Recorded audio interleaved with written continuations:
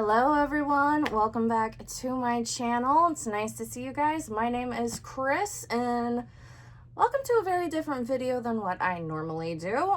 Usually, as you've seen, it is Animal Crossing content. Sometimes you get some Final Fantasy. There's been a lot of Trails, which I've done on and off. A lot of Final Fantasy VII Remake, which I've done on and off because I really enjoy those games.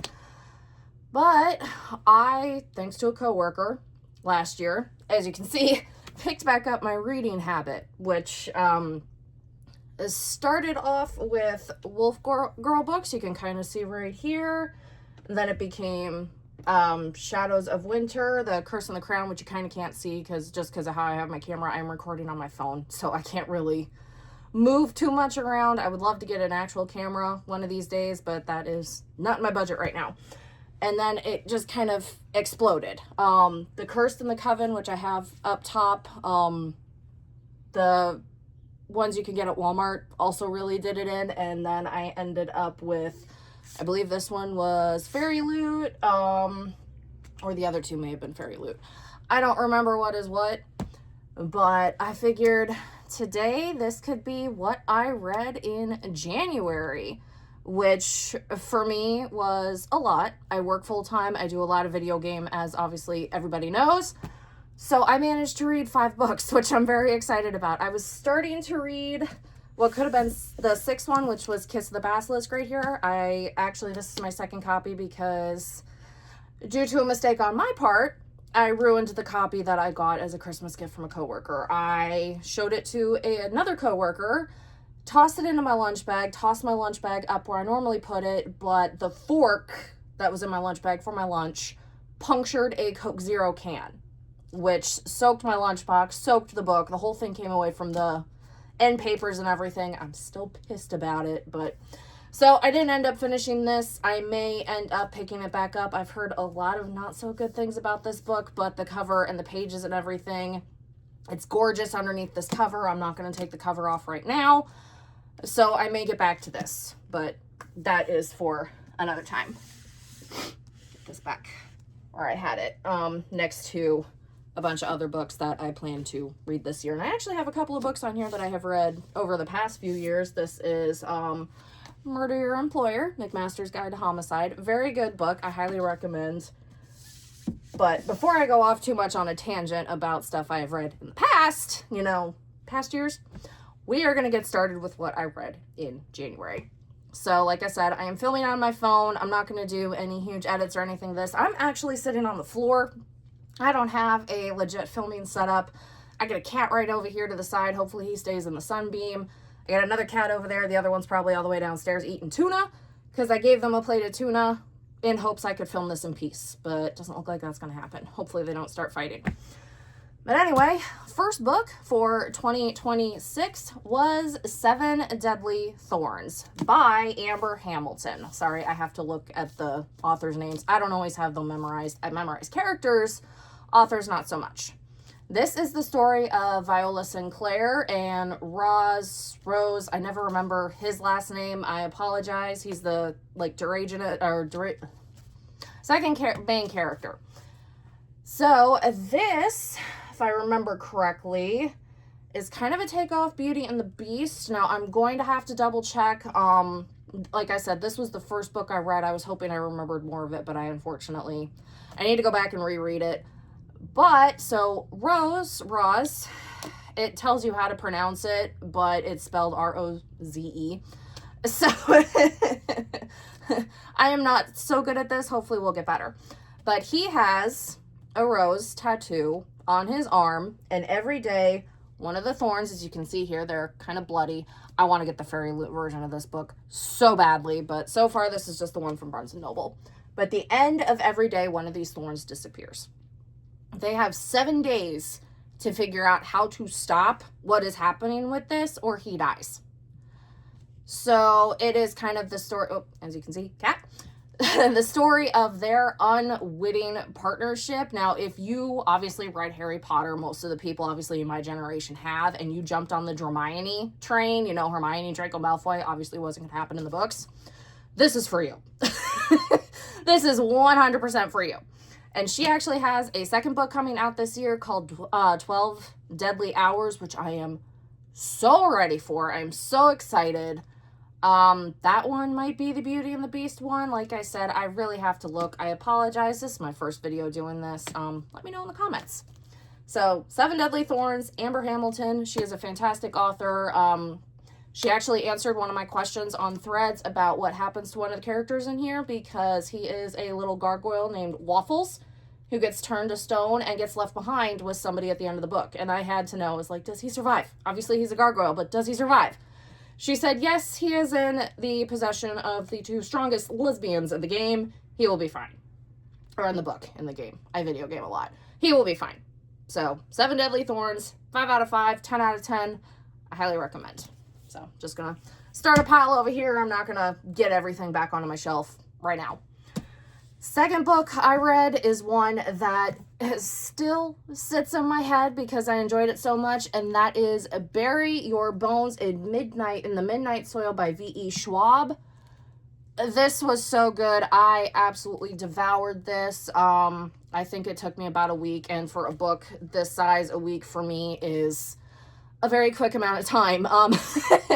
But we follow Marie, later Sabine, Charlotte/Lottie, she goes by both names, and Alice through 3 different time periods, you know, from the 1500s all the way up to actually the early-ish 20 teens. And their stories as they become vampires. So we follow them through time as they deal with a lot of the issues against women in those different time periods. Marie is in the 1500s, and she is, I don't know if she's necessarily forced, but I think, you know, she is strong-armed into a marriage with a man that she does not want. Obviously, all he wants is a child, hopefully a son. Does not care about her pleasure, because she asks, you know, what's it like when you hit your peak? What about my pleasure? And he's like, your pleasure does not matter. So, 1500s. If you can get through those early chapters without setting this book on fire, as I mentioned to a coworker who wants to borrow this, you will really enjoy this book. So it jumps around a little bit through time. So you start obviously with Marie, and as she becomes Sabine, who Sabine was another character at the start of the book. I don't know if they like merge into one or if she just takes over Sabine's name. Questions I need to ask the author, but we see them all, mainly Sabine, all the way through time. Obviously, she lives until the end of the book where she meets her end, which is probably a good thing, but another 10 out of 10, 5 out of 5 read for me. I absolutely will be reading this again, and this book is just, the other one, like I said, is Barnes & Noble, but this one is just stunning underneath its cover. The redhead there, that is Sabine, and this is Charlotte, I believe that is Charlotte. And so, like, you've got this on the back, and obviously the spine is beautiful. The pages are just stunning. It goes all the way around. So, I highly recommend. I will be reading this again. And actually, the cover, this was by Bookish. I got this from a coworker for, did I buy this one from her, or did I get it for Christmas? I honestly don't remember. I actually think Kiss of the Basilisk was for Christmas, but this obviously has a reversible cover. The blonde there is Alice. That is Alice. And of course, so that is Charlotte. And yes, this is Sabine right there. So highly, highly recommend. Please read if you have the chance. I am trying to hunt down the Illumicrate version of this. When I first started looking on Mercari and my reading really started picking up, it was everywhere. People were selling it everywhere. And I should have grabbed a copy then, and I didn't, and now the cheapest I can find it is for like 90 bucks, which, I mean, is fine, obviously it's a special edition, but that is that. The next book I read was Veiled in Stars and Silver by J. Ann Curtis, and you'll have to ignore this on the top. There is actually another book on the back, which I have not started yet, but that is just there, so it's out of my way. This is a Peter Pan retelling. Obviously, you can see from the cover, it is Peter Pan. So this follows a now 20-year-old Wendy after her brothers are kidnapped by a stuck in his 25th year Captain Hook. So she is all about vengeance, trying to find a way to Neverland. And, you know, just when she seems to be running out of options, she's about to be married off, Tinkerbell shows up. And off to Neverland she goes. However, along the way, she finds that Captain Hook is not the villain she thought he was. And Peter Pan and Tinkerbell are not the heroes she thought they were. So we follow her through Neverland. Now, this book is not long. Obviously, there's 2 books in here, so it's only about half of this book. The chapters are short. It's dual point of view. So some chapters are Hook, some chapters are Wendy. Actually, it's triple point of view. There's a couple for Peter Pan. There's not too many, but there's a couple. So by the end of the book, everybody is working together, and then we find, as you can see from another absolutely gorgeous cover, Wendy and Tinkerbell, or Wendy and Captain Hook fall in love. And it's, you know, it's a great love story. All of these books so far, if you like smut, but you don't want a ton of it, these 3 books so far are really good for that. There's only a little bit sprinkled in. There's not a ton. They don't go into too graphic detail, so these are really good for that. But this one I wanted to read so bad. I actually found the entire set of these. I have the rest of them up here on the top. On Facebook, one of the book pages. I'm about to put this on the wrong cover. Hello? Okay, there we go. I managed to snag the entire set for $150, which I was absolutely thrilled about. I was like, those are mine. I have to have them. And now I do. I plan to read this other one coming up, and then there's like Little Mermaid, Princess and the Frog, Rapunzel, Aladdin, a bunch of other retellings that I plan to read. But this was a very nice kind of, I don't want to say palette cleanser, because I read a lot of dark romance, smut, fantasy. It is what it is, but this was a really good book. I will definitely be reading it again. I love anything Peter Pan, so the cover was just 5 out of 5, 10 out of 10. The next 2 books are actually the start of a series. I am reading the third, well, I haven't started it yet, but I am reading the third one, so I'm just going to hold up both of these. The 4th one is right here, but I am reading Blood of a Fae by Briar Bolin. I'm afraid I am going to mispronounce that. So Queen of Roses is the first one, Court Claws is the second, and these follow Morgana, Morgan Le Fay, you know, as she finds out later. This is a King Arthur retelling. King Arthur in these books is not a nice man. You know, we see a lot of legends through history that King Arthur was very benevolent. He was very good to his people. You know, the whole thing with Excalibur. This King Arthur is not. He is very mean, very messed up in the head. He was not even supposed to inherit the throne. Morgan was. She goes by Morgan. But because she is half Fae, obviously, blood of a Fae, at least in the first couple of books. Sorry, like I said, I'm sitting on the floor. Gotta stretch out. Her father decided she could not inherit the throne, despite, you know, his marriage to her mom being wonderful right up until the end when he killed her, because he accused her of charming him into their marriage. So Morgan is promised to the temple. She will be a priestess of the 3. Merlin is in these books. Merlin is a female. Lancelot is a female. They are not male in these books, which I think is a nice twist. So we follow Morgan through her quest Arthur sends her on to find Excalibur, as you find out that he hoped she would die on the way.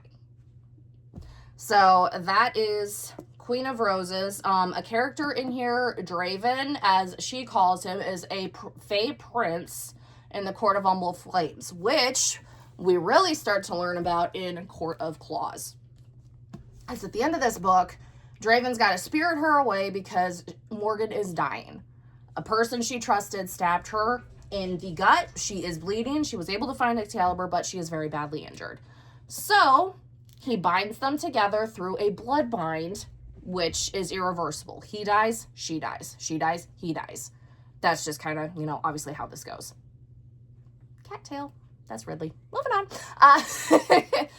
So this book is her quest through that whole hateful part of herself when she realized she has been kidnapped and through what becomes the start of their love story. You know, they definitely start falling in love. There is this whole blood right for Draven to hopefully be able to take over the throne from the regent, who is his aunt, who is apparently sleeping with his cousin.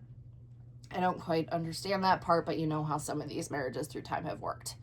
Unfortunately, he ends up badly injured, and Morgan has to step in for the final challenge and ends up winning. Obviously, you know, crown right here.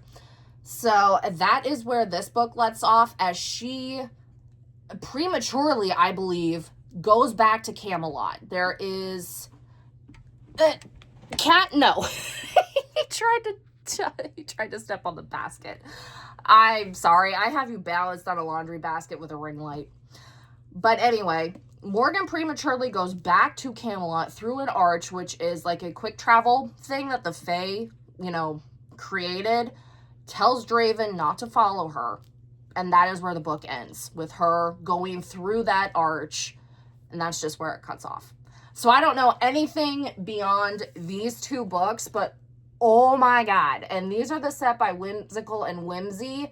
These are gorgeous. Like, as soon as I saw them, I knew I had to have them. And it was on Threads, and I was talking about it actually with somebody through Whimsical and Whimsy, and I was like, God, I hope there are some there when I get paid, because she was like, we've only got about 20 sets left. She was like, if we run low, I do have these threads, I can prove it. If we run low, I will set you aside a set. I was like, are you joking? And she was not. So I managed to snag myself a set of these books. Like I said, I've got the fourth one up here. The third one is downstairs because I'm reading it. We will talk about those in February. But what a ride to start off 2026. These books are so good. Like, Bury Our Bones quickly became a favorite. Seven Deadly Thorns, I am so excited for her next book. These are supposed to be like standalones. Can you two go fight elsewhere, please? Goodbye. Ridley is my black one. He acts like the youngest. Butters is my tan one. He has like the oldest. They like to kick the shit out of each other. Anyway, but these are standalone. However, I am super excited for her next book. Briar has some other books out that I want. She's also got, there's other sets of these through like Bookish and stuff that I want. I kind of need another bookshelf because I have piles of books that I am sitting next to.